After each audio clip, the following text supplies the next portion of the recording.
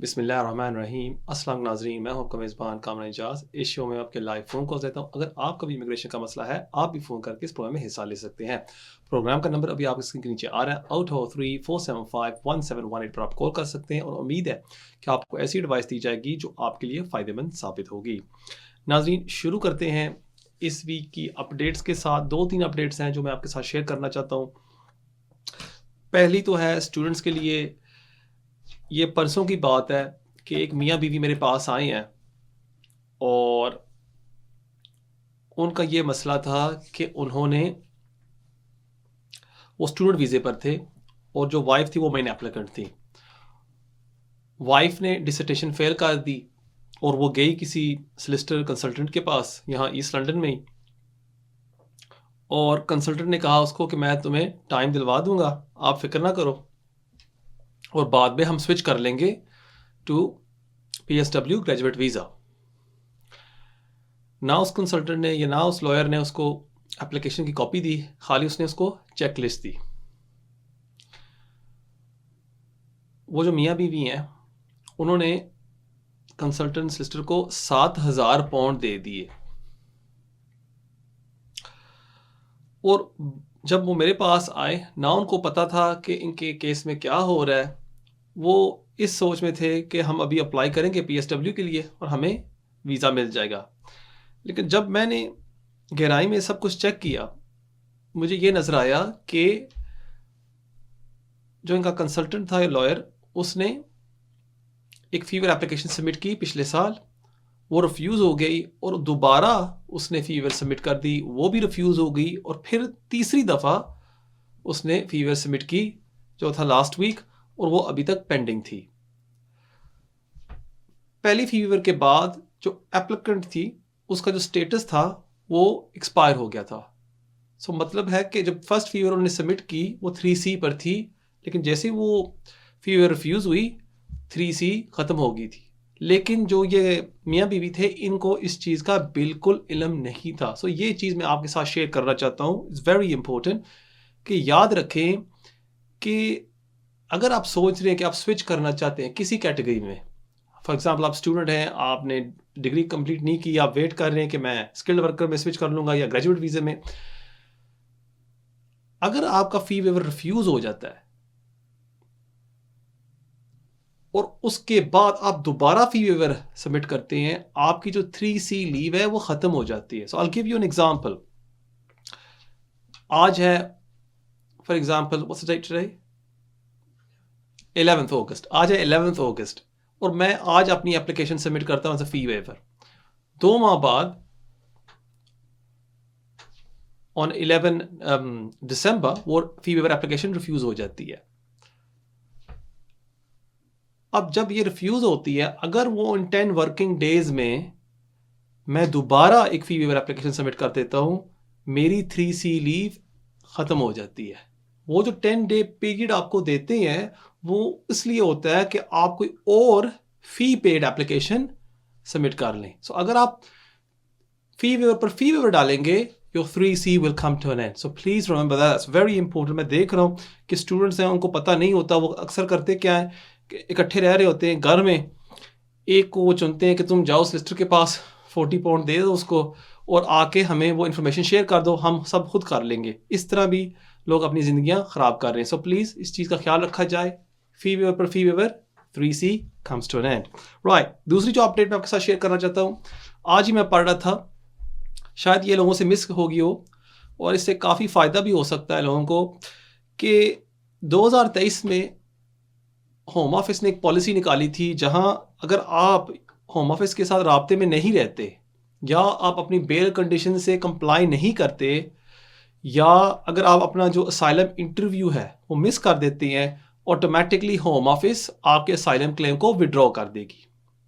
और होता ये था कि आपको एक 5 डे का टाइम पीरियड दिया जाता था, अगर उस दौरान आप कोई वैलिड रीज़न नहीं देते थे, होम ऑफिस आपके असाइलम क्लेम को विड्रॉ कर देती थी। अब जो होम ऑफिस ये नई पॉलिसी लेके आई है कि अगर आपका asylum claim home office withdraw कर देता है, आपके पास 60 डेज का टाइम लिमिट है जहां आप रिक्वेस्ट कर सकती हैं कि आपके असाइलम क्लेम को रिकंसिडर किया जाए, मतलब कि आपको टाइम दिया जाए 60 डेज में, जहां आप रीजंस दे सकते हैं कि आपने क्यों नहीं कंप्लाई किया था अपनी बेल कंडीशंस के साथ, या आपने होम ऑफिस के साथ राब्ता क्यों नहीं रखा था, या अगर आपने मिस कर दिया असाइलम इंटरव्यू, वो भी रीजंस आप होम ऑफिस को एक्सप्लेन कर सकते हैं। सो दैट्स वेरी गुड, क्योंकि पहले जो टाइम फ्रेम वो देते थे 5 डेज, वो मुनासिब नहीं था। उसमें 5 डेज में आप कुछ भी नहीं कर सकते थे। सो अभी जो आप 60 डेज आपको मिलते हैं, इसका प्लीज़ आप ज़रूर फ़ायदा उठाएं। लेकिन मेरी रिक्वेस्ट होगी कि बल्कि बजाय ये नौबत आ जाए कि जहां होम ऑफिस आपके असाइलम क्लेम को विड्रॉ कर देती है, बेहतर यही होगा कि अगर आप एक असाइलम सीकर हैं, प्लीज़ होम ऑफिस के साथ राब्ते में रहें। अगर आपको रिपोर्टिंग के लिए बुलाते जाएं, आपको डरने की ज़रूरत नहीं है। अक्सर जब लोग असाइलम क्लेम डालते हैं, उनको रिपोर्टिंग के लिए बुलाया जाता है, वो भाग जाते हैं। ये आपको नुकसान पहुंचाता है, क्योंकि जब आप पकड़े जाएंगे, फिर जो जज है इमिग्रेशन का, वो आपको बेल नहीं देगा। लेकिन अगर आप साइनिंग पर जाते हैं, अल्लाह ना करे आपको वो ढा लेते हैं या डिटेंशन सेंटर में ले जाते हैं, क्योंकि आप रिपोर्ट कर रहे थे, बड़े आसानी के साथ जज आपको बेल ग्रांट कर देगा। सो इसलिए अगर आप एक असाइलम सीकर हैं, please comply with your bail conditions. Right, the third update. आजकल हम देख रहे हैं कि लोगों के वीज़े कर्टेल हो रहे हैं क्योंकि उन्होंने कोर्स कंप्लीट नहीं किया, फीस नहीं भरी, या उन्होंने इनरोल नहीं किया, या हम देखते हैं कि एक शख्स आया स्किल्ड वर्कर वीज़े पर और उसके बाद जो है उसका एम्प्लॉयर उसको जॉब नहीं दे रहा, या वो जो स्किल्ड वर्कर पर वीज़ा जो शख्स आया है वो पकड़ा गया किसी और जगह काम करते, और फिर उसका जो वीज़ा है होम ऑफिस ने कैंसिल कर दी है, या उसको उन्होंने चिट्ठी लिखी है कि हमें इल्म हुआ है कि आपका जो एम्प्लॉयर है उसका लाइसेंस रिवोक हो गया, अब हम आपको 60 डेज दे रहे हैं कि 60 डेज में आप किसी और कैटेगरी में स्विच कर लें या आप वापस चले जाएं। और यहां क्या होता है कि अगर आप आए हैं for example on student visa, 3 साल का कोर्स था, आपने 3 साल की फीस भरी है IHS की, और आप को 60 डेज का लेटर मिलता है, यहां आप एक सवाल उठता है कि जो पैसे मेरे रहते थे फॉर एग्जाम्पल 2 साल के IHS, वो मैं रिफंड ले सकता हूं या नहीं? And the answer is no. जहां आपका जो वीजा कर्टेल होता है, इट गेट्स शॉर्टन या गेट्स कैंसल्ड, फिर आपको जो लेफ्ट ओवर पीरियड था आपका, वो आप वापस क्लेम नहीं कर सकते। So again going back to my example कि अगर मेरा 3 साल का वीजा था और साल बाद मेरा वीजा 60 डेज तक वो कर्टेल कर देते हैं, जो 2 साल पीरियड मेरा रहता है, मैं उसके पैसे क्लेम नहीं कर सकता। सिमिलरली अगर मैं स्किल्ड वर्कर वीज़े पर हूँ, मैंने 5 साल का वीज़ा लिया है, लेकिन साल बाद या 2 साल बाद मुझे वो चिट्ठी मिलती है कि मेरे स्पॉन्सर का लाइसेंस रिवोक हो गया, जो मेरे पैसे रहते हैं IHS के अगले 3 साल के, वो मैं नहीं ले सकता। However, जहां आप स्विच करते हैं from one category to another, और जब आप स्विच करते हैं उस टाइम पीरियड में आपने 2 दफ़ा पैसे दे दिए हैं, फिर आपको रिफंड मिल सकता है। सो मैं आपको एक मिसाल देता हूं। मैं आज अप्लाई करता हूं ग्रेजुएट वीज़े के लिए और मुझे वो ग्रांट कर देते हैं, ठीक है। सो अक्टूबर 2024 से लेके अक्टूबर 2026 तक वो मुझे वीज़ा देते हैं, ग्रेजुएट वीज़े का, PSW वीज़ा, 2 साल का मेरा वीज़ा है। साल बाद मैं स्विच कर लेता हूं to the skilled worker visa. अब याद रखें, स्किल्ड वर्कर जब मैं अप्लाई करूंगा, फर्ज करें मैं 3 साल वीज़े के लिए अप्लाई करता हूं, आई पे 3 years IHS, मैंने 3 साल का IHS पे कर दिया। सो I paid for 25, 26, 27, 26, 27, 28, yeah, 3 years, 26, 27, 28, right. अब यहां आप देखें ओवरलैप हो गया। जब मैंने PSW वीज़े के लिए अप्लाई किया था, मैंने पे किया फ्रॉम 2024 तो लेके 2026। अब जब मैंने स्किल्ड वर्कर वीज़े के लिए अप्लाई किया, अब apply from 2025 all the way to 2028। सो वो जो ओवरलैप है, उसका जो रिफंड है वो मैं क्लेम कर सकता हूँ। सो अगर फर्ज करें आप यहाँ एक स्किल्ड वर्कर वीज़े पर है, आपको इल्म हुआ है कि आपका जो एम्प्लॉयर है उसका लाइसेंस रिवोक हो गया और आप सोच रहे हैं कि आप स्विच करना चाहते हैं, और अगर आप चाहते हैं कि आपको IHS का रिफंड मिले, बल्कि बजाय आप वेट करें 60 डेज लेटर का जहां आपका वीज़ा कर्टेल हो जाता है, बेहतर है आप फौरी तौर पर स्विच कर लें। फिर आप होम ऑफिस से वो क्लेम कर सकते हैं कि देखिए जी, मैंने पहले भी स्किल्ड वर्कर पर ये 4 साल के या 5 साल के पैसे दिए हैं IHS के, अब मैंने दोबारा IHS भरी है on a new skilled worker visa application. मुझे जो पिछले एप्लीकेशन की जो फीस है IHS की वो रिफ़ंड की जाए और होम ऑफिस आपको वो रिफ़ंड कर देगी। लेकिन जब आपका वीज़ा कर्टेल होता है टू 60 डेज़, फिर जो बाकी पैसे आपके रहते हैं होम ऑफिस आपको वो पैसे वापस नहीं देगी। सो ये थी इस वीक की अपडेट्स, उम्मीद है आपको इससे फ़ायदा होगा। नाज़रीन, बेशुमार कॉलर्स वेट कर रहे हैं, बगैर कोई टाइम ज़ाया किए देखते हैं हमारे आज पहले कॉलर कौन है। Hello hello, you live on air. Hello Kamran ji, कैसे, क्या हाल चाल है? जी शुक्र अल्लाह का, आप ठीक हैं? ठीक है। कामरान जी, मेरा क्वेश्चन है, मैंने अप्लाई किया था 10 ईयर रूट के अच्छा। लास्ट ईयर अगस्त में, जी बगेर जी। महीने।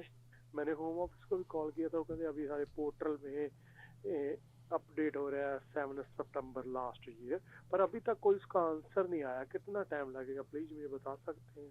फिंगरप्रिंट्स आपके कब हुए थे?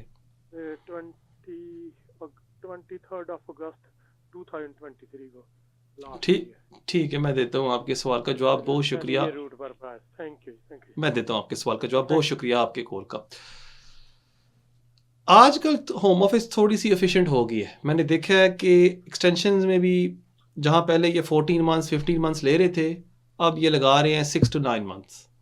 ओके, लेकिन कोई ऐसे एप्लीकेंट्स हैं जिनके केसेस मैंने देखे, खुद मेरे अपने केसेस भी हैं जहां साल से थोड़ा सा ज़्यादा भी टाइम लग रहा है। सो अगर आपको 1 साल हो गया है, मुझे उम्मीद है कि नेक्स्ट 2 to 3 मंथ्स में होम ऑफिस आपको वीज़ा इशू कर देगी। आप ये ज़रूर कर सकते हैं कि आप अपने MP को कांटेक्ट करेंगे और वो भी आपके लिए एक रिक्वेस्ट भेजे होम ऑफिस को कि जी ये शख्स वेट कर रहा है, साल से ज़्यादा हो गया है, इसने ट्रैवल करना है या इसको एंजाइटी हो रही है और इस वजह से इसकी एप्लीकेशन को एक्सपेडाइट किया जाए, और हो सकता है उससे होम ऑफिस आपको जल्दी से वीज़ा इशू कर दे। लेकिन द मेन थिंग इज़ कि आपको परेशान होने की ज़रूरत नहीं है, वीज़ा ज़रूर इंशाल्लाह मेरे ख्याल में आ जाएगा। ठीक है जी, बहुत शुक्रिया आपके कॉल का। नाज़रीन, देखते हैं हमारे अगले कॉलर कौन है। हेलो। अस्सलाम वालेकुम। वालेकुम सलाम। कामरान भाई कैसे हैं? ठीक है जी शुक्र अल्लाह का, आप ठीक हैं? अल्लाह का करम है। कामरान भाई, जी फरमाइए मेरे भाई। कामरान भाई, मेरा क्वेश्चन ये था कि मैंने ना वो फर्दर सबमिशंस किए थे और उसके बाद जो है ना 7 ईयर हो गए थे बच्चों को, और सब कुछ किया, कंप्लेनें भी की, सब कुछ किया। अब रिसेंटली हमने प्री एक्शन प्रोटोकॉल किया था, तो उम्मीद और वो थी कि किसने जो है किया ना था कोई रिएक्शन ने, वो किसके थ्रू आपने किया? सोलिसिटर के थ्रू। ठीक है, और उसने कब भेजा है? अच्छा, वो कर दिया है। वो मुझे उम्मीद थी कि नहीं, उसका आपने जो है ना जवाब नहीं बड़ा दिया, बैच। आपने जवाब नहीं दिया सर। जी मैं जी, आज आपसे सवाल पूछूंगा, वो आपने कब रिएक्शन किया? रिएक्शन का जवाब आ चुका है ना, वो आगे मैं बताने लगा हूँ आपको। ठीक है, वो जवाब क्या आया है? वो जवाब ये आया है कि होम ऑफिस ने कहा है जी कि हमने फर्दर सबमिशन टीम से राब्ता किया है, तो वो जो उन्होंने 6 महीने की डेट और दे दी है। वो कहते हैं जी ये इस महीने की इस डेट तक वो एम रखते हैं डिसीजन करने का। आई थिंक वो गुड न्यूज़ है आपके लिए सर, कि 6 मंथ्स के अंदर अंदर वो आपको वीज़ा इशू कर देंगे। सो कम से कम आपको एक टाइम फ्रेम तो मिल गया ना इसमें फिर। अच्छा अच्छा, ये गुड न्यूज़ है फिर। जी, मेरे ख्याल में तो ये बहुत अच्छी न्यूज़ है आपके लिए कि क्योंकि इन्होंने ये 6 माह का टाइम फ्रेम दिया है। सो 99% इस टाइम फ्रेम में वो आपको वीज़ा इशू कर देंगे। तो कामरान भाई, मुझे बहुत सारे लोग कहते हैं कि ये एक एस्टिमेटेड टाइम फ्रेम होता है, इससे पहले भी वो कर सकते हैं या उस इससे आगे भी ले जा सकते हैं। उससे पहले भी कर सकते हैं और उसके आगे भी लेके जा सकते हैं। लेकिन अगर फ़र्ज़ करें ये टारगेट को वो मिस कर जाते हैं, उस जी टाइम जी। आप फिर इनको कोर्ट में लेके जा सकते हैं वाइज जुडिशल रिव्यू, या वहाँ उस टाइम आप इन पर प्रेशर डाल सकते हैं कि देखें जी आपने एक किस्म की अंडरटेकिंग हमें की थी, एक वादा किया था कि 6 मंथ्स के अंदर आप इस केस को आप फाइनलाइज कर देंगे और अभी तक आपने नहीं किया। अब आपका क्या रिस्पॉन्स है? और in my experience 99.99% of the time ये आपको वीज़ा इशू कर देते हैं। सो आप अच्छा थोड़ा सा हौसला रखें, सब्र रखें, इंशाल्लाह आपके लिए बहुत जल्द गुड न्यूज़ अच्छा होगी। कामरान भाई, एक और बात। जब पहले मैंने फर्दर सबमिशन दिए थे ना 2022 में, पहले तब उन्होंने बायोमेट्रिक्स किए थे। अब इन्होंने मेरे 2024 में दोबारा बायोमेट्रिक्स किए थे जुलाई में। या उसके बाद से बिल्कुल खामोश हैं, कोई जवाब नहीं आया। आई थिंक मेनली यही मसला है ना भाईजान के बैकलॉग बहुत है इनके पास। आप देख लें कि हज़ारों असाइलम सीकर्स हैं इस कंट्री में जो फर्दर सबमिशंस के ज़रिए अपना केस जमा करवा रहे हैं। हर दिन नए लोग आ रहे हैं इस मुल्क में, वो भी असाइलम क्लेम कर रहे हैं। सो वो प्रेशर बहुत है इनके पास ना। आप थोड़ा सा सब्र करें। आई थिंक फरवरी मार्च तक आपको इंशाल्लाह वीज़ा मिल जाएगा, और जब आएगा ना प्लीज़ ज़रूर शेयर करिएगा हमारे साथ, ठीक है जी? जरूर, मैं आपको जरूर करूंगा भाईजान। थैंक यू आपने सो बहुत मच। हमेशा मेरी हेल्प की है, आपको अल्लाह जज़ाए खैर दे। आमीन और आमीन। अल्लाह थैंक यू सो मच आपके दुआओं का। और जैसे मैं अर्ज़ कर रहा था कि 99.99% जब होम ऑफिस इस तरह का टाइम फ्रेम देती है उसको वो ऑनर भी करती है। So let's see. I wish you all the best. बहुत शुक्रिया आपके कॉल का। नाज़रीन देखते हैं हमारे अगले कॉलर कौन है। हेलो। हाय, अस्सलाम वालेकुम। वालेकुम सलाम। जी कामरान भाई, कैसे हैं आप? ठीक हैं? जी शुक्र अल्लाह का मेरे भाई, आप सुनाएं ठीक ठाक हैं? अल्हम्दुलिल्लाह, माशाल्लाह। आपका प्रोग्राम बहुत अच्छा होता है और बड़ा इन्फॉर्मेटिव होता है हम जैसे भाइयों के लिए। Thank you so much. हमें इन्फॉर्मेशन मिलती रहती है और साथ साथ जो है ना, आपके मशवरे भी माशाल्लाह बहुत अच्छे होते हैं। तो कोशिश करते कामरान भाई, हैं मेरा जी। छोटा सा आपसे एडवाइस चाहिए था। वो ये था कि मैं खुद जो हूँ यूरोपियन नेशनल हूँ जी और जी। प्री सेटल स्टेटस है यूके का 5 साल का। उस बेस पे मेरी एक सिस्टर और मेरी वालदा मेरे डिपेंडेंट बन के आए थे। ठीक ठीक है? हो गया। तो मेरी जो जॉब है वो है यूके में, जो कि मैं घर से काम करता हूँ। मगर जी मेरी जी। फैमिली जो है वो जर्मनी में सेटल थी, तो उनको अच्छा नहीं लगा यूके, तो जिसकी वजह से वापस चले गए। तो मुझे उनकी उनकी वजह से वापस जाना पड़ा। मगर यह है कि मैं काम घर से करता हूँ और मुझे वेज स्लिप वगैरह सारी यूके में ही मेरी बैंक अकाउंट में और सब कुछ वो मुझे मिल रहा है। अब मेरा क्वेश्चन आपसे ये है कि जब अभी मेरे जनवरी में 5 साल कंप्लीट होने वाले हैं, जब मैं या सेटल अप्लाई करूंगा तो उस पे क्या फ़र्क पड़ेगा? आया मैं एलिजिबल हूँगा? क्योंकि जो मैंने सुनने में आया कि 2 या 3 महीने आप कंटिन्यूस बाहर हो तो आपका प्री सेटल जो है वो ख़त्म हो जाता है। क्योंकि मेरा थोड़ा सा सिस्टम डिफरेंट है। जैसे मैंने आपको बताया कि मुझे जॉब मेरी इधर है, मेरा बैंक अकाउंट वगैरह सारी वेज स्लिप वगैरह भी सब कुछ मुझे वेज भी आती है अकाउंट में। और प्लस उसके एक तो ये मेरा, आप मुझे बताइएगा क्या होगा। और दूसरा जो मेरे डिपेंडेंट है, जैसे मेरी क्लोज फैमिली मेम्बर हैं और एक्सटेंडेड फैमिली मेम्बर है, इनके 5 साल के बाद इनकी ये कहाँ पर इनकी क्या क्या पोजीशन बनेगी जब सेटल स्टेटस की बात आएगी? आया क्या मेरा सेटल स्टेटस होना मस्ट है उनके सेटल स्टेटस के लिए, या उनकी एक अपनी वो एक साइकिल चलेगा और मेरा अपना चलेगा? ये प्लीज थोड़ा सा पॉइंट क्लियर कर दीजिएगा। ठीक है, मैं देता हूँ आपके सवाल का जवाब। बहुत शुक्रिया आपके कॉल का। जहाँ तक आपका ये पहला सवाल है कि आप वापस अब चले गए हैं जर्मनी में, the rules are quite clear. 5 साल में एक 6 मंथ पीरियड तो वो माफ़ कर देते हैं, लेकिन उसके बाद आपने कोई ख़ास रीजंस देने होते हैं कि आप यहाँ यूके में क्यों नहीं रह रहे। नाउ यूजुअली जब आप सेटल स्टेटस के लिए अप्लाई करते हैं, इट्स ऑटोमेटेड चेक। आप अपना एनआई नंबर डालते हैं और सिस्टम खुद ही वो कैलकुलेट कर लेता है कि ये बंदा यहाँ रह रहा है या नहीं रह रहा। जाहिर सी बात है कि अगर आपसे वो कोई मज़ीद इन्फॉर्मेशन पूछते हैं कि आप अपनी रेजिडेंसी प्रूव करें, फिर यहाँ आपको मसला आ सकता है क्योंकि आप यहाँ नहीं रह रहे थे। So they could be a potential issue. Best चीज़ यही होगी कोई भी एप्लीकेशन सबमिट करने से पहले, क्योंकि आपका केस थोड़ा सा कॉम्प्लिकेटेड है, मैं आपको यही मशवरा दूंगा कि किसी सोलिसिटर के थ्रू वो एप्लीकेशन सबमिट करिएगा। नाउ द सेकंड क्वेश्चन जो आपने मुझे पूछा है कि आपके जो डिपेंडेंट्स हैं वो यहाँ रह रहे हैं और जब वो अप्लाई करेंगे उनको कोई मसला होगा या नहीं। मेन चीज़ तो उन्होंने यही साबित करनी होगी कि जो स्पॉन्सर है वो यूके में ही है, और उसके लिए होम ऑफिस ने यही यूजुअल रिक्वायरमेंट रखी होती है कि आपने उनका कोई स्टेटस का एविडेंस देना होता है। So the pre settle status अगर उनके पास है, उससे होम ऑफिस यूजुअली एक्सेप्ट कर लेती है कि वो शख्स यूके में रह रहा है, और जो आपके डिपेंडेंट्स हैं उनको वो वीज़ा इशू कर देगी। So I hope that answers your questions.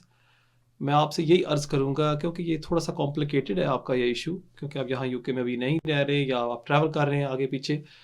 कोई भी एप्लीकेशन सबमिट करने से पहले प्लीज़ एक सिस्टर से ज़रूर कंसल्ट कर लीजिएगा। बहुत शुक्रिया आपके कॉल का। नाजरीन देखते हैं हमारे अगले कॉलर कौन है। हेलो। अस्सलाम वालेकुम सलाम।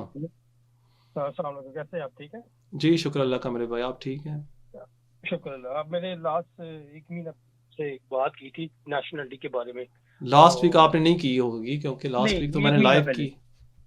कब की थी? 1 महीना 4 वीक्स पहले, और नेशनलिटी के बारे में मैंने बोला था। वो ऑटोमेटिक मुझे ईमेल आया, तो आपने कहा था कि कोई बात नहीं, 10 दिन में, 1-2 वीक में जवाब आ जाएगा।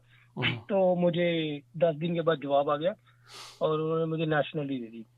ठीक हो थैंक गया, यू फॉर अच्छी योर बात है। एडवाइस। नहीं कोई ऐसी तो बात नहीं। आपने वो अच्छी बात की थी उस दिन, तो मैंने आपको दोबारा 2 दफा कॉल की थी, इसलिए कि थैंक यू सो मच। आपकी एडवाइस अच्छी लगी। और थैंक यू सो दूसरी मच। बात यह है कि अभी सेरेमनी जो बुक है मिडिल ऑफ द नवंबर में, तो उससे आप अभी ब्रिटिश ही कहलाएंगे या अभी आप इंडेफिनिटली पी हो?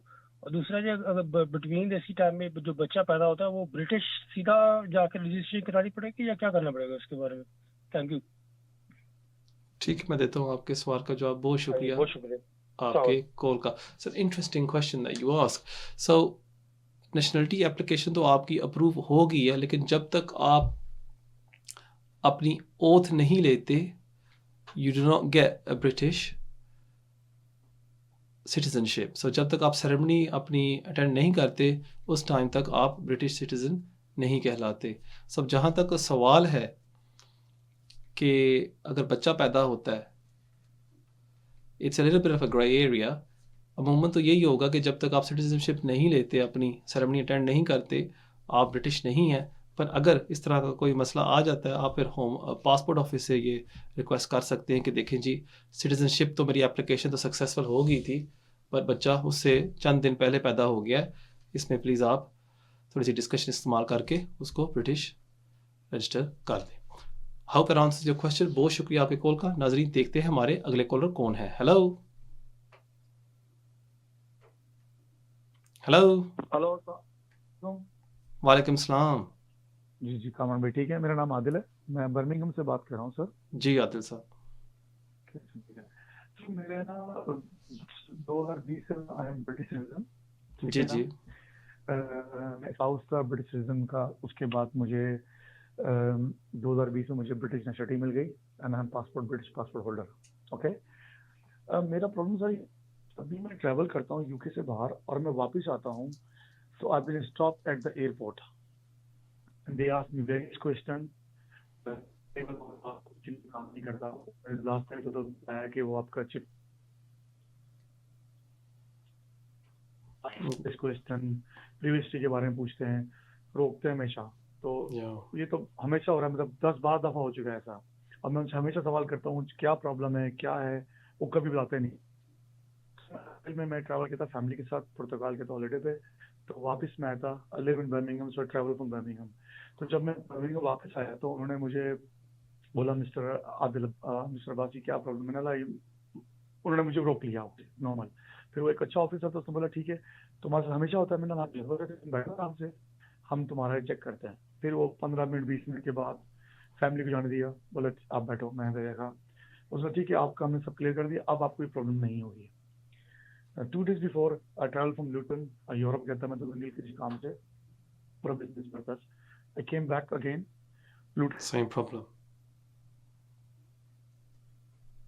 और बिठा दिया मुझे। फिर उन्होंने वही सवाल मुझसे पुराने करे, कब आए, क्या हुआ, क्या करते हो, क्यों गए थे, इसका। उन्होंने फिर वो 2.5 घंटा मुझे बिठा के रखा वहाँ पे, 2.5 hours। And I asked normal की प्रॉब्लम क्या है। उन्होंने कोई प्रॉब्लम नहीं था। 6 different people come आए, they asked me different questions, 6 different information office border agency वाले।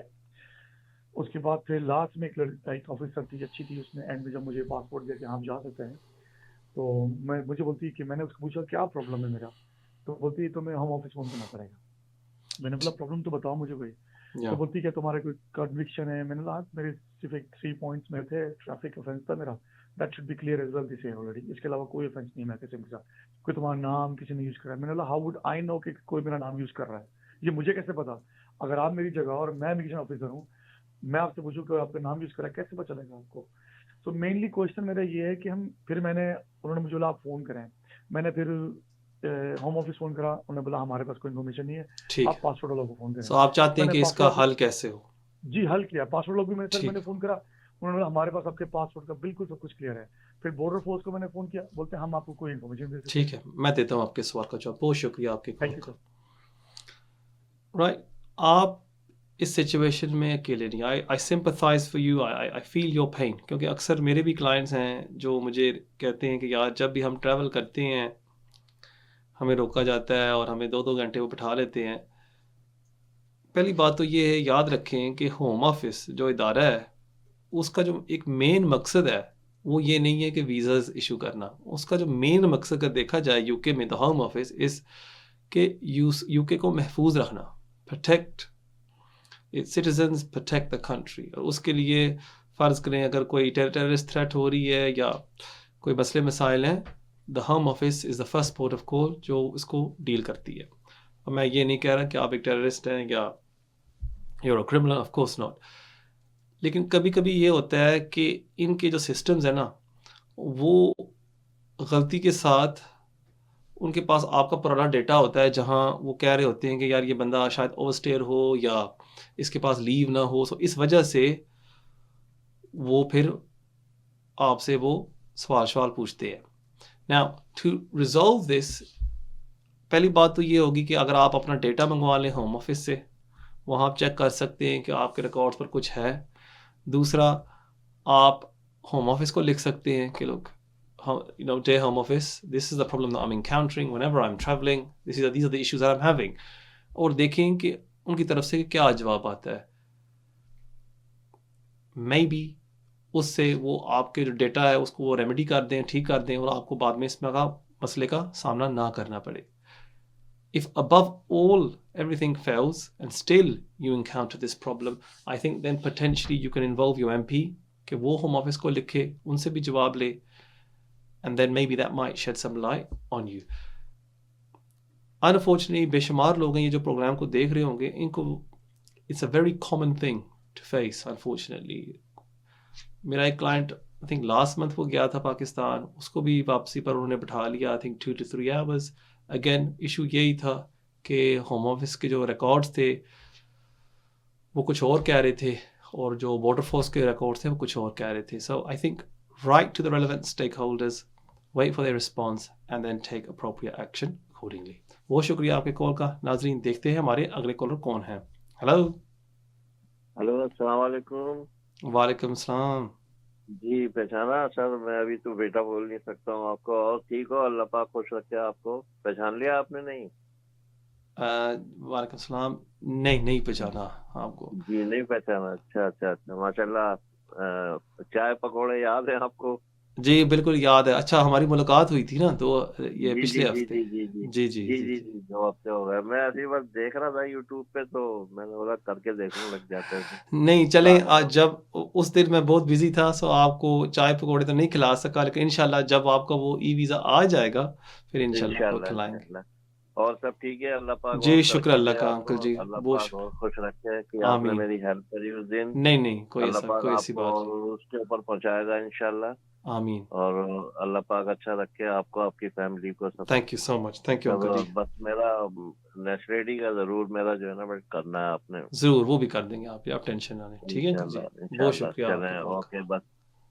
Thank you so much. अस्सलाम वालेकुम। ये अंकल थे हमारे, इन्होंने 2 हफ्ते पहले फ़ोन किया था हमारे लाइव शो पर, जहां इन्होंने बताया कि मैं ई वीज़े के लिए अप्लाई करना चाहता हूं, मुझे पता नहीं मैं किस तरह करूं। इनके 1-2 और भी मसले थे। फिर मैंने इनको लाइव ऑन एयर इनवाइट किया था कि अगर आप प्लीज़ अंकल जी 2 हफ्ते बाद आ जाएं मेरे ऑफिस, मैं आपके लिए फ्री में कर दूंगा। फिर ये आए।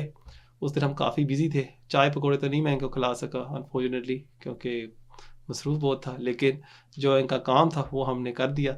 इंशाल्लाह वेट करते हैं कि इनका वो ई वीज़ा आ जाए और जो बाकी इनके मसले मसाइल हैं उनका भी हल हो जाए। थैंक यू अंकल जी आपके कॉल का। दुआ करते रहे मेरे लिए, and I am very very grateful.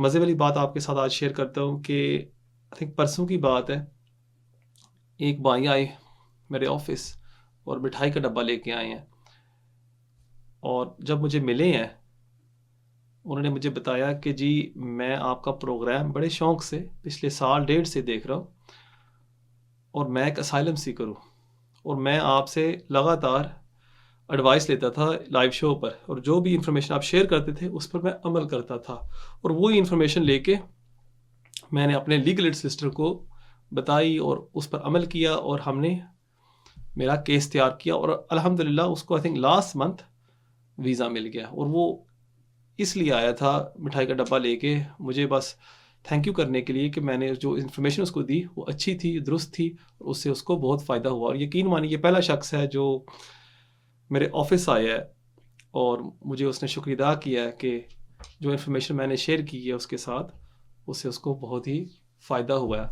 कभी कभी इस लिस्टर्स हो के ना हम थोड़े से मायूस हो जाते हैं कि यार हमारे काम को कोई बंदा अप्रिशिएट नहीं कर रहा, लेकिन मैंने ये देखा है आप बहन भाई जो वीडियोस में कमेंट करते हैं, लाइक करते हैं, शेयर करते हैं और जब आप कॉल करते हैं इस तरह लाइव शो पर या मुझे मिलने के लिए आते हैं ऑफिस में, इससे बहुत हौसला बढ़ता है और मैं आपका बहुत ही शुक्रगुजार हूँ आपके सपोर्ट का, आपके प्यार का कि जो आप मेरे साथ करते हैं। और इंशाल्लाह मैं अपनी तरफ से कोशिश किया करूँगा कि मैं आपको ज़्यादा से ज़्यादा इन्फॉर्मेशन शेयर करूँ जिससे आप सब बहन भाइयों को फ़ायदा हो सके। So thank you so much. Please support the channel and please continue to support the hard work that I do. Thank you.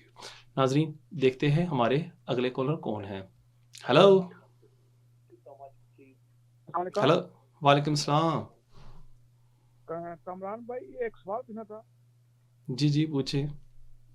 सवाल ये था कि मेरे पास यहाँ पे है ना 10 ईयर रोड वीज़े पे है ना, जी तो जी ये जो वीज़ा है एक होता है एडल्ट डिपेंडेंट रिलेटिव वीज़ा, ये जी मैं जी। अप्लाई कर सकता हूँ अगर मेरी फैमिली यहाँ पे है? आपके पास 2.5 साल का वीज़ा है हाँ 2.5 साल का वीज़ा है ना मेरे पास, एक्सपायर हो गया ना अभी, और तो आप मैं किसको नया स्पॉन्सर करना चाहते हैं? नहीं मैं खुद मैं चाहता हूँ कि मुझे कोई स्पॉन्सर करे, मेरी फैमिली इधर ही है सारी, अच्छा मेरी आपको माँ इधर है। जब आपका वीज़ा था वो कब एक्सपायर हुआ है? वो अभी हुआ है ना 24 को लास्ट मंथ। और आपको कितने अरसे का वीज़ा मिला था? 2.5 साल का वीज़ा मिला था? जी जी, और अभी 2.5 साल की नहीं किस है, बेस पर वीज़ा मिला था आपको? फैमिली लाइफ ठीक आर्टिकल है। पे। सो अभी आपने फिर क्या किया? मुझे समझ नहीं आ रहा। आप इलीगल हो गए इस कंट्री में। आपके लिए मैंने अप्लाई किया ना, तो मुझे पता है आप वो सैयद बात कर रहे हैं ना। जी जी, ठीक है। सो अभी मैंने आपने मेरी अप्लाई किया है, एप्लीकेशन सो इसमें इशू क्या है? इशू ये है कि वो 10 ईयर रूट बहुत लंबा है ना, अभी 7.5 ईयर वेट करना पड़ेगा। तो अगर मैं इस रूट पे जाता हूँ, अगर मेरी मॉम के पास अभी इंडेफिनिट होने वाला है, नहीं, तो आप अपनी वालदा की डिपेंड आप अपनी वालदा की डिपेंडेंट नहीं बन सकते। इस तरह नहीं होता। अच्छा ठीक है ना। जहाँ तक मुझे याद है कि आपका जो वीज़ा है उन्होंने आपको आई थिंक आर्टिकल 8 ग्राउंड्स पर दिया था आउटसाइड द इमिग्रेशन रूल्स। उस पर तो आप दूसरी कैटेगरीज में स्विच भी नहीं कर सकते।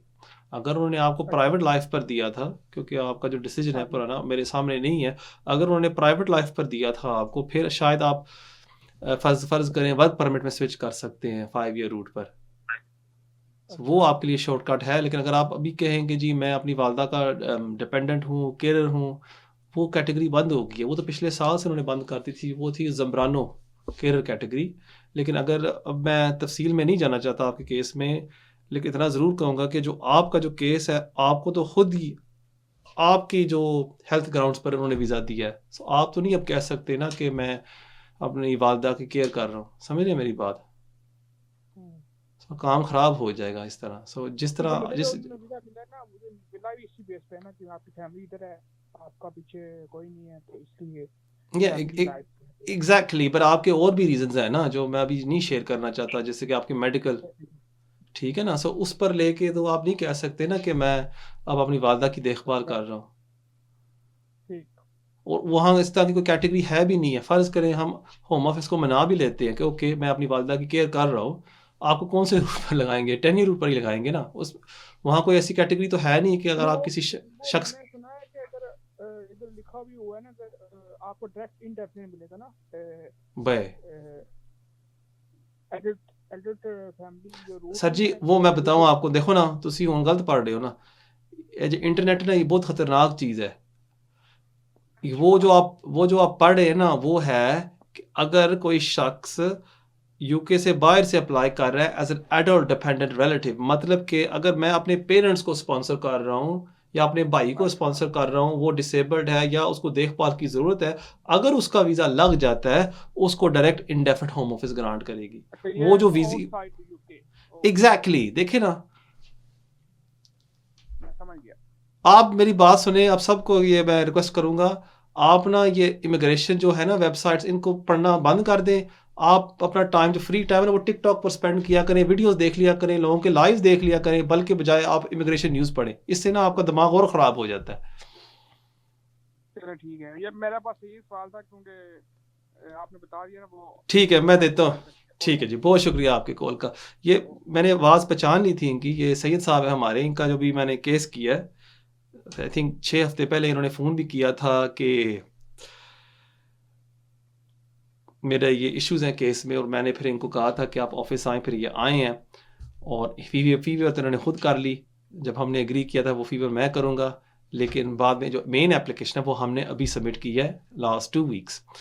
अब इनको आर्टिकल 8 ग्राउंड्स पर वीज़ा इशू किया गया है। अब ये बैठ के रात को पढ़ रहे हैं कि जी मुझे इंडेफिनिट मिल सकता है क्योंकि मैं किसी की केयर कर रहा हूँ। अब वो जो वीज़ा कैटेगरी है इट्स आउटसाइड द यूके। सो आप सबसे ये रिक्वेस्ट है कि ये जो आप .gov वेबसाइट पर पढ़ते हैं, ये डिटेल में आपको नहीं बताते कि क्या रूल्स हैं। ये एक वेरी वेरी ब्रीफ मुख्तसर आउटलाइन आपको देते हैं कि जी ये रिक्वायरमेंट्स हैं। सो जब आप डिटेल में पढ़ते हैं फिर आपको समझ आती है कि यार ये तो कैटेगरी ही और है। सो आप सबसे रिक्वेस्ट है, कोशिश किया करें ये जो .gov की वेबसाइट्स हैं इन पर ज़्यादा तवज्जो ना दिया करें। Thank you so much for your call. नाजरीन, देखते हैं हमारे अगले कॉलर कौन है। हेलो हेलो, अस्सलाम वालेकुम। अस्सलाम वालेकुम। वालेकुम सलाम। कामरान भाई क्या हाल है? अस्सलाम वालेकुम। वालेकुम सलाम अंकल जी, क्या हाल है? ठीक है, मैंने आपकी भी आवाज़ पहचान ली आज।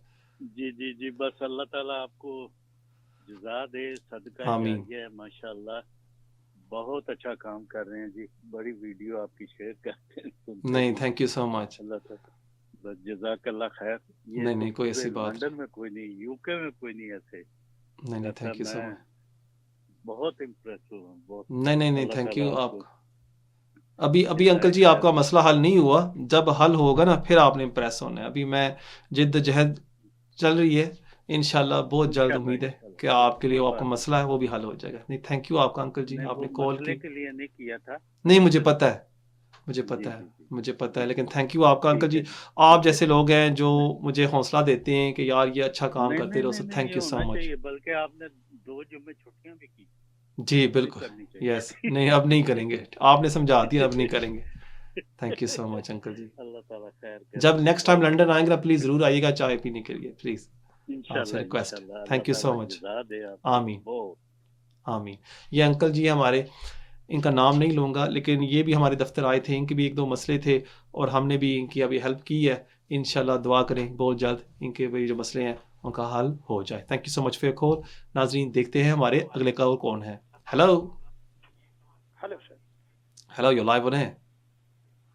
ਹੈਲੋ ਸਰ, ਮੈਂ ਕੁਐਸਚਨ ਸੀਗਾ, ਮੇਰਾ ਫਰੈਂਡ ਆ, ਉਹਨੂੰ 17.5 ਸਾਲ ਹੋ ਗਏ ਇੱਥੇ ਆਏ ਨੂੰ। ਜੀ ਜੀ, ਠੀਕ ਹੋ ਗਿਆ। ਤੇ ਜੇ ਉਸ ਨੂੰ ਉਹਨੂੰ ਕੋਈ ਕੇਸ ਲਾਉਣਾ ਚਾਹੀਦਾ ਜਾਂ ਕਿੱਦਾਂ ਵੀ ਨਹੀਂ, ਇਹ ਵੀ ਵੀਜ਼ਾ ਮਿਲ ਜੂਗਾ ਜੇ ਆਪਾਂ ਕੇਸ ਲਾਈਏ ਕਿ ਨਹੀਂ, ਵੇਟ ਕਰਨੀ ਪੈਣੀ ਹੈ 20 ਈਅਰ ਤੱਕ?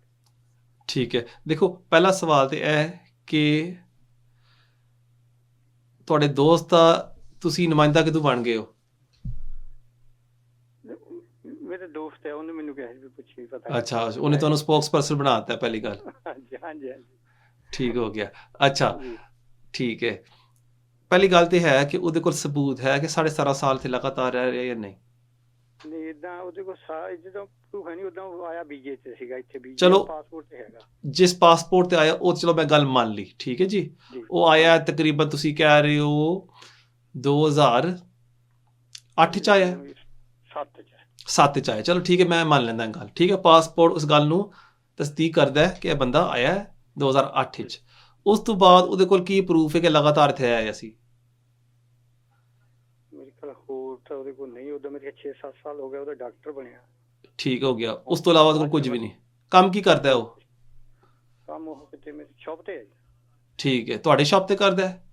ਨਹੀਂ ਸਾਡੇ ਨਹੀਂ, ਕਿਸੇ ਹੋਰ ਤੇ ਆ। ਠੀਕ ਹੋ ਗਿਆ। ਉਸ ਤੋਂ ਪਹਿਲਾਂ ਕੀ ਕਰਦਾ ਸੀ ਕੰਮ?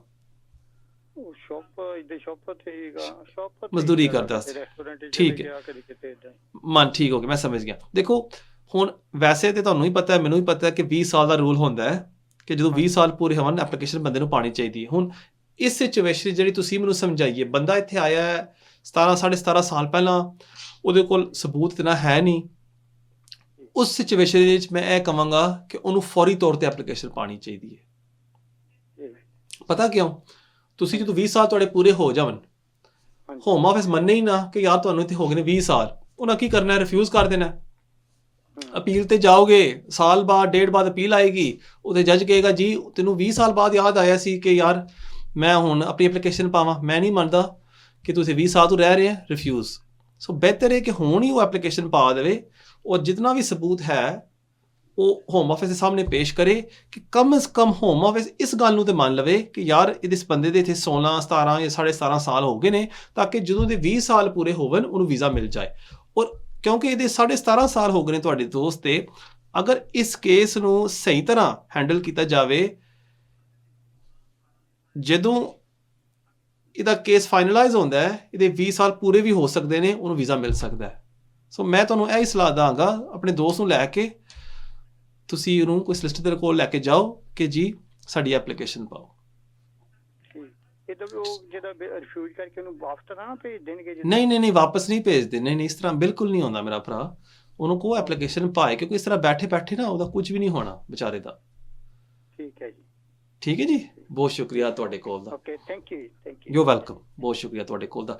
ये जो सवाल ये भाई ने पूछा है, ये बहुत अच्छा सवाल है कि इनके जो दोस्त हैं उनको हो गए 17.5 साल, ये पूछ रहे हैं कि उसको एप्लीकेशन सबमिट करनी चाहिए या नहीं। अब देखें अमूमन तो यही रूल्स है ना कि 20 साल जब पूरे होते हैं आप तब भी एप्लीकेशन सबमिट करते हैं, लेकिन अब जिस तरह इनके दोस्त हैं इनके पास कोई प्रूफ ही नहीं है। सो चाहे आप आज एप्लीकेशन सबमिट करेंगे, जब आप 20 साल बाद एप्लीकेशन सबमिट करें, होम ऑफिस इस चीज़ को मानेगी नहीं कि यार आपको यहाँ 20 साल हो गए। सो बेहतर ये है इस सिचुएशन में कि आप अपनी एक एप्लीकेशन कम से कम सबमिट कर दें। जब आप होम ऑफिस को मना लेंगे कि यार मुझे यहाँ 17.5-18 साल हो गए हैं, जब आपके 20 साल पूरे होंगे आपको आसानी के साथ होम ऑफिस वीज़ा इशू कर देगा। सो अगर कोई बहन भाई यहाँ भी ये वीडियो देख रहा है, आपके यहाँ हो गए 14-15 साल और आपने कभी भी कोई एप्लीकेशन सबमिट नहीं की, प्लीज़ आप मुझे रिक्वेस्ट है आप सबसे कि आप एप्लीकेशन कम से कम सबमिट करें, ताकि जब आपके 20 साल पूरे हो जाएं आपको होम ऑफिस वीज़ा इशू कर दे। बहुत शुक्रिया आपके कॉल का। नाजरीन, देखते हैं हमारे अगले कॉलर कौन है। Hello hello, you live on air. अस्सलाम वालेकुम कमरान भाई। वालेकुम सलाम, क्या हाल है? मैं ठीक, अल्लाह का शुक्र। आप कैसे हैं? जी शुक्र अल्लाह का। आप ये बताएं पहले, आप ड्राइव कहाँ कर रही हैं? मैं नहीं कर रही, मेरे हस्बैंड कर रहे हैं साथ में। अच्छा, वो आपको कहाँ लेके जा रहे हैं? हम लोग इधर ही घूम फिर रहे हैं। अच्छा, और उस दौरान आप फोन पर मेरा शो देख रही हैं गाड़ी में? हाँ जी, मैं आपका देखती रहती हूँ। That's dedication। तो मुझे पता नहीं था लाइव कब आती है, तो मैंने ऐसे ऑन किया तो एकदम से लाइव शो रहा, तो मैंने कहा चलो मैं ट्राई करती हूँ आज। चलो, लकी डे। ठीक है जी। जी मेरी सिस्टर बताएं क्या इशू है आपका? कामरान भाई, मैंने ये पूछना था कि हम लोग 5 ईयर के वर्क परमिट से आए थे। ठीक है, जो केयर वालों का वर्क परमिट था, और हम लोग करेक्ट विदाउट जॉब वीजा लिया था। ठीक है, ओके। और उसमें ये हुआ कि अभी 5 से 6 मंथ, शुरू के कुछ मंथ में हमारा पेरोल चला, फिर उसके बाद वो कंपनी रिवॉक होगी। जी अब 3 to 4 मंथ से हमारा ये है कि कंपनी तो रिवॉक हुई है, लेकिन हम लोगों को होम ऑफिस की तरफ से कोई मेल वगैरह नहीं आई। ठीक है ना, तो अभी हमने न्यू स्पॉन्सर लेना है वो सारा, तो फिर हम लोग भी वेट करेंगे जब तक कोई मतलब अरेंज हो जाए, मतलब इस तरह जो भी, तो हम लोग भी वेट करें। तो मैं ये कह रही थी कि अभी ये जो हमारा टाइम पीरियड है इस दौरान में, तो जिसमें हम टैक्स पे नहीं कर रहे 4 to 5 मंथ से, हम ईमेल का वेट कर रहे हैं कि हम न्यू स्पॉन्सर लेंगे। तो एंड पे जब हमारे 5 इयर्स पूरे हो जाएंगे, तो ये पुराना टाइम पीरियड काउंट होगा, या हमें वो अलग से मंथ से या 1 ईयर अगर हम ऐसे ही चलता है जो भी, तो हमें अलग से दोबारा से वो करना पड़ता है? नहीं, जो टाइम पीरियड आपने ऑलरेडी स्पेंड किया होगा वो काउंट होगा with in the 5 year period. और इसमें में यही बेस्ट है कि आप न्यूज़ स्पॉन्सर लें या फिर आप केस वाली सीन में भी करते हैं कि कोई लोग कहते हैं कि आप केस कर दें, आप कंपनी ने फ्रॉड किया या कुछ भी इस तरह का? नहीं ना, वो तो फजूल है ना। आप अगर केस करेंगे वो तो एक सिविल मैटर है ना आपके और कंपनी के दौरान। चाहे आप वो केस जीत भी लेती हैं, वो कंपनी तो कह देगी ना हमने कंपनी बंद कर दी है, और वो आपको क्या देंगे, डैमेजेस, पैसे मिल जाएंगे आपको, वो भी नहीं आपको मिलेंगे क्योंकि कंपनी कहेगी हम बैंकरप्ट हो गए हैं। सो अगर आप केस कर भी देते हैं उस पर आपको वीज़ा नहीं मिलेगा। बेस्ट यही है कि आप स्विच कर लें, और अगर उसके साथ साथ अगर आपके साथ फ्रॉड हुआ है पुलिस को रिपोर्ट करें, और फिर आप उसको सेपरेटली परस्यू कीजिए। ठीक है जी? हाँ जी, चलें ठीक है, thank you so much Kamran. You welcome, all the best, thank you so much, बहुत शुक्रिया आपकी कॉल का। नाजरीन देखते हैं हमारे अगले कॉलर कौन है। Hello hello, you live on air. Yes hello जी जी जी जी करो गल, तुसी लाइव ऑन एयर हो। अस्सलाम वालेकुम। वालेकुम सलाम। जी जी, आवाज़ आ रही है मेरी? हाँ जी आ रही है। जी जी पूछिए सवाल अपना मेरे भाई। जी जी। अस्सलाम वालेकुम कामरान भाई। वालेकुम सलाम, की हाल है? ठीक हो? मैं पहचान लिया। पहचान ले? जी जी पहचान लिया, की हाल है? मैं केस मिले तो ट्राई करना पे हुंदा ही नहीं इस पे। अच्छा, थैंक यू, क्या हाल है? शुक्र अल्लाह दा, तुसी सुनाओ ठीक हो? हाँ जी ठीक ठाक। जी जी, की कहना चाहोगे? कुछ नहीं, बस वेंदा सी प्रोग्राम पे आ। अच्छा, बहुत मजेदार सवाल जवाब हो रहे ने। थैंक यू, थैंक यू ਤੁਹਾਡੇ ਕੋਲ ਦਾ ਮੇਰਾ ਭਰਾ, really appreciate it, thank you Usman. याद रखिए ਤੁਸੀਂ ਵੀ, थैंक यू। मिलने आ इंशाल्लाह थैंक यू मेरा भरा, बहुत शुक्रिया ਤੁਹਾਡੇ ਕੋਲ ਦਾ, थैंक यू सो मच जी। ये है हमारे उस्मान भाई, इनका भी केस हम कर रहे हैं पिछले मेरे ख्याल में 3-4 साल से हम कर रहे हैं इनका केस। इनकी अभी अपील हेयरिंग आ रही है बहुत जल्द, और दुआ करें कि इनको वीज़ा मिल जाए। इन्होंने बहुत तकलीफ़ काटी है इस मुल्क में, इनको हो गए हैं बहुत साल। सो आप सब बहन भाइयों से रिक्वेस्ट है कि इनके लिए खुसूसी एक दुआ करें कि अल्लाह ताला इनको वीज़ा इशू कर दे। Thank you so much for your call. नाज़रीन देखते हैं हमारे अगले कॉलर कौन है। हेलो अस्सलाम वालेकुम। वालेकुम सलाम। जनाब मेरा सवाल ये है कि मेरे बच्चों को जो अभी प्री सेटल से सेटल स्टेटस मिला है, जी तो जी उस पे मैं ये पूछना चाह रहा हूँ कि जो उनको नेशनैलिटी के लिए जो, क्योंकि अभी अंडर 18 है तो 1 साल इंतजार करना पड़ेगा या उसके लिए अभी से हम कर सकते हैं अप्लाई नेशनैलिटी के लिए? ये सवाल मेरा। शुक्रिया। उनको कितने साल हो गए यहाँ रहते? 5 साल हो गए हैं ना? जी 5 साल हो गए हैं जी। ठीक हो गया, मैं देता हूँ आपके सवाल का जवाब। बहुत शुक्रिया आपके कॉल का। जी हाँ, जो बच्चों के लिए आपको वेट करने की ज़रूरत नहीं होती, कम से कम अगर उनको 3 साल हो गए हैं आप उनके लिए नेशनलिटी फौरी तौर पर अप्लाई कर सकते हैं। जो एडल्ट होते हैं उनको 1 साल वेट करना होता है। जो बच्चे हैं उन पर कोई ऐसा तरह का टाइम लिमिट नहीं होता, वो फौरी तौर पर अप्लाई कर सकते हैं। बहुत शुक्रिया आपके कॉल का। नाजरीन देखते हैं हमारे अगले कॉलर कौन है। हेलो हाँ, you live on air, how can I help? Sir I just want to know कि मैं यहाँ पे स्किल वर्कर वीजा पे हूँ from last 1 year, I think more than 1 year. तो मेरी अब शादी है नवंबर में। तो हेलो, ठीक है, जी जी सुन रहा हूँ। जी जी, तो मैंने सर नवंबर में शादी करने जाना, तो मेरे को एक चीज पूछनी थी, मैं कितनी देर बाद अपने इंडिपेंडेंट का वीजा लगा सकता हूँ? सॉरी दोबारा दोहराइएगा सवाल। सर मैं यहाँ पे स्किल वर्कर को केयर वर्कर वीजे पर, मैं समझ गया हूँ। सवाल क्या था आपका? शादी करने जा रहे हैं? हाँ जी, नवंबर में मेरी शादी है, तो मुझे ये पूछना था मैं कितनी देर बाद अपना डिपेंडेंट वीजा अप्लाई कर सकता हूँ शादी से? कितनी देर बाद अप्लाई कर सकते हैं? हाँ जी सर। ठीक है, मैं देता हूँ आपके सवाल का जवाब। बहुत शुक्रिया आपके कॉल का। क्योंकि आप पुराने रूल्स पर आए हैं, आप तो अपनी वाइफ को बुला सकते हैं। जहाँ तक आपका ये सवाल है कि आप कितनी देर बाद अप्लाई कर सकते हैं, आप फ़ौरन अप्लाई कर सकते हैं। सो जैसे आज शादी होती है, आप कल अप्लाई कर सकते हैं। मेन चीज़ जो मेन रिक्वायरमेंट है कि आपकी शादी हो गई हो, और उसके बाद आप अप्लाई कर सकते हैं। और यहाँ इसमें कोई टाइम लिमिट की ज़रूरत, टाइम लिमिट नहीं आता इसमें, क्योंकि होम ऑफिस को भी पता है कि इन इंडिया, इन पाकिस्तान ज़्यादातर अरेंज मैरिजेस होते हैं। सो वो ज़्यादा प्रूफ नहीं मांगते, मेनली कि आप शादी में शामिल थे, दोनों मियाँ बीवी, आपके पास एविडेंस है कि आप एक जेन्युइन रिलेशनशिप में हैं। अगर आप ये चीज़ें साबित कर सकते हैं, आपकी वाइफ का वीज़ा मुझे पूरी उम्मीद है वो इशू कर देंगे। बहुत शुक्रिया आपके कॉल का। नाजरीन देखते हैं हमारे अगले कॉलर कौन है। या इन पाकिस्तान हेलो ज्यादातर मैरिजेस होते हैं तो वो ज्यादा प्रूफ नहीं मांगते, मेनली कि आप शादी में शामिल थे, दोनों मियां बीवी, हेलो एविडेंस है कि आप एक let's go to the next call please. Please आप सबसे रिक्वेस्ट है कि जब भी आप कॉल करें जो टीवी का या फ़ोन का या जो लैपटॉप का जो वॉल्यूम है उसको प्लीज़ कम कर दिया करें। Thank you so much. Let's go to the next call. वालेकुम सलाम। मुझे आपसे पूछना था कि अगर यहाँ पे कोई वर्क वीजे पे आया है और उसकी कंपनी ने उसकी रिपोर्ट कर दिया होम ऑफिस को, और होम ऑफिस में उन्होंने मेल उसको किया है कि आपका जो है कैंसिलेशन की मेल की है जी जी कि आपको, हाँ, तो इसका उसमें पूरा लिखा हुआ है कि आपकी एंट्री जो है कैंसिल उन्होंने कर दी है, तो अब उसके पास कोई ऑप्शन है, क्या कर सकता है इसमें? उन्होंने फौरन से कैंसिल कर दी या 60 डेज का टाइम दिया है उसको? नहीं 60 डेज का टाइम नहीं दिया, फौरन से कैंसिल कर दी। अच्छा ठीक है उस कंपनी ने रिपोर्ट कर दिया है कि ये काम पर आया ही नहीं है, इसने शुरू ही नहीं किया काम। जी एग्जैक्टली। लेकिन ये काम कर रहा था, काम नहीं कर रहा था, उन्होंने काम दिया नहीं, इन्होंने ईमेल उनको करते रहे, उनको मैसेजेस ठीक करते है रहे कि हमें काम दो, उनके पास रिकॉर्ड है कि हमने उनको कहा है, उन्होंने आगे से आंसर नहीं किया, रिप्लाई नहीं दिया। ठीक है, मैं देता हूँ आपके सवाल का जवाब, मैं देता हूँ आपके सवाल का जवाब। बहुत शुक्रिया आपके कॉल का।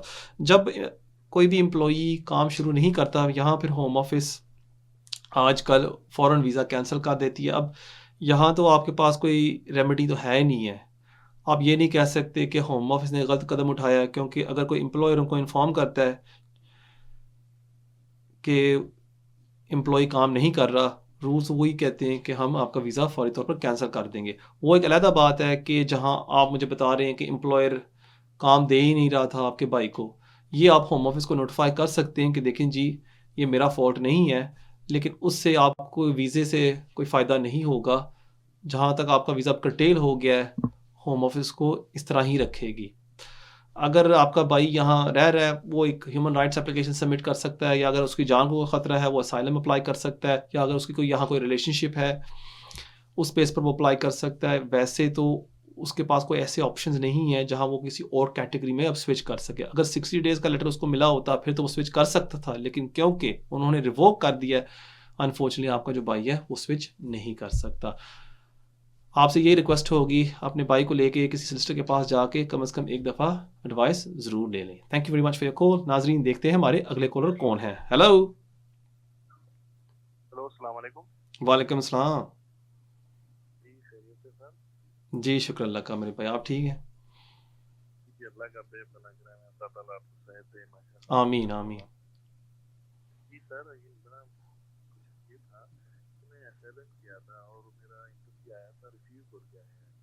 अच्छा। तो ये रिफ्यूज हो गया है तो फिर अब मैं इंडिया से हूँ, तो अगर मैं चले गया तो सही रहेगा या यहाँ पे रहना पड़ा? 5-6 साल हो गया मैं यहीं पे था। तो अभी आपकी यहाँ शादी हुई है, बच्चे हैं आपके यहाँ? नहीं, बच्चे वाइफ मेरे इंडिया में ही है, मैं यहाँ पे। ठीक है, मैं देता हूँ आपके सवाल का जवाब। बहुत शुक्रिया आपके कॉल का। अगर आपको यहाँ हो गए 6 साल और आपकी फैमिली इंडिया में है, फिर एज अ सिंगल पर्सन यहाँ वीज़ा हासिल करना तकरीबन नामुमकिन है ऑनेस्टली, क्योंकि जब तक आपके 20 साल पूरे नहीं होते होम ऑफिस आपको वीज़ा नहीं इशू करके देगी।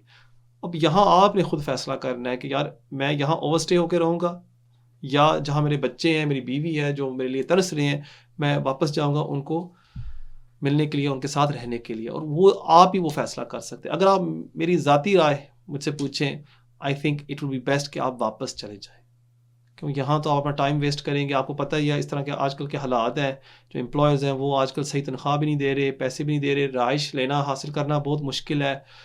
यहाँ यूके के हालात आजकल बहुत ही बुरे हैं। सो अगर आपने असाइलम क्लेम किया, उसमें बात नहीं बनी, आपको 6-7 साल हो भी गए हैं और फिर भी आपने कुछ हासिल नहीं किया, आई थिंक इट्स बेस्ट कि आप प्लान करें कि आप वापस जाके इंडिया में रहें अपने फैमिली के साथ। बहुत शुक्रिया आपके कॉल का। Let's go to the last call for today's show. Hello hello, let's end this call. Let's go to the next call. Hello. Yes, brother. How are you? अल्हम्दुलिल्लाह फाइन, ठीक हो? जी शुक्र अल्लाह का। जी जी फरमाइए मेरे भाई। भाई मेरे लिए एक प्रॉब्लम है, आपको पता चलता है ना, मेरा कार्ड आ गया है ना तकरीबन 2 महीने पहले। जी जी। वो कार्ड मुझसे गुम हो गया ना। फिर कौन सा कार्ड है वो? वो BRP नहीं है, BRP। जी जी। वो हमने वो फिर दोबारा अप्लाई किया, वो नहीं भेज रहा, वो बोलता है ऑनलाइन वीजा करो, वो नहीं भेजता है इस तरह। ठीक है, मैं देता हूँ आपके सवाल का जवाब। बहुत शुक्रिया आपके कॉल का। अच्छा जी ठीक है जी, सही, बहुत शुक्रिया आपके कॉल का। अभी होम ऑफिस ने ऐलान किया है कि वो अब रिप्लेसमेंट कार्ड्स नहीं इशू करेंगे, आपने ई वीज़े के लिए अप्लाई करना है। सो अगर आपके पास आपका ग्रांट ऑफ लीव लेटर है, बाकी और डिटेल्स हैं, उसको लेके आप अप्लाई करें ऑनलाइन जाके ई वीज़े के लिए, क्योंकि होम ऑफिस अब कह रही है कि अब वो BRP रिप्लेसमेंट्स जहां आपका कार्ड गुम जाता है वो नहीं इशू कर रही। So the best thing for you is आप अब ई वीज़े के लिए ही अप्लाई करें। अगर आपको कोई इशू आता है उसमें अप्लाई करने में, आप हमारे दफ्तर आ सकते हैं। We are more than happy to help you. नाज़रीन, ये था हमारा आज आखिरी कॉल आज के प्रोग्राम के लिए। उम्मीद है कि आपको आज का प्रोग्राम पसंद आया होगा। आप सबसे रिक्वेस्ट है हमेशा की तरह कि प्लीज़ इस प्रोग्राम को लाइक करें, शेयर करें, ताकि हम ज़्यादा से ज़्यादा लोगों को फ़ायदा पहुँचा सकें। जब भी मैं इस शो पर आता हूँ, मैं कभी भी आपसे कोई चीज़ नहीं मांगता सिवाय यही कि आप प्लीज़ इस प्रोग्राम को लाइक करें, शेयर करें, कमेंट्स भी कर दिया करें यूट्यूब पर जाके। उससे भी बड़ा हौसला होता है कि यार आप इस प्रोग्राम को पसंद करते हैं। एंड इंशाल्लाह हमारी मुलाकात होगी अगले हफ्ते इसी टाइम तकरीबन 6:30 से लेके 7:30, क्योंकि अंकल ने अब कह दिया है कि आपने हर वीक आना है। सो इंशाल्लाह कोशिश करेंगे हर वीक आया करेंगे। जो बहन भाई मुझे मिलना चाहते हैं, आप मुझे मिल सकते हैं। You can go my website www.kamranandcosolicitors.com पर, वहाँ आप कंसल्टेशन बुक कर सकते हैं। या अगर आप इन पर्सन आना चाहते हैं, आप इन पर्सन भी आ सकते हैं। हमारा ऑफिस है 139 क्रैनबुक road, Ilford, Essex, IG1 4PU। करीबी स्टेशन है Ilford station on the Elizabeth line.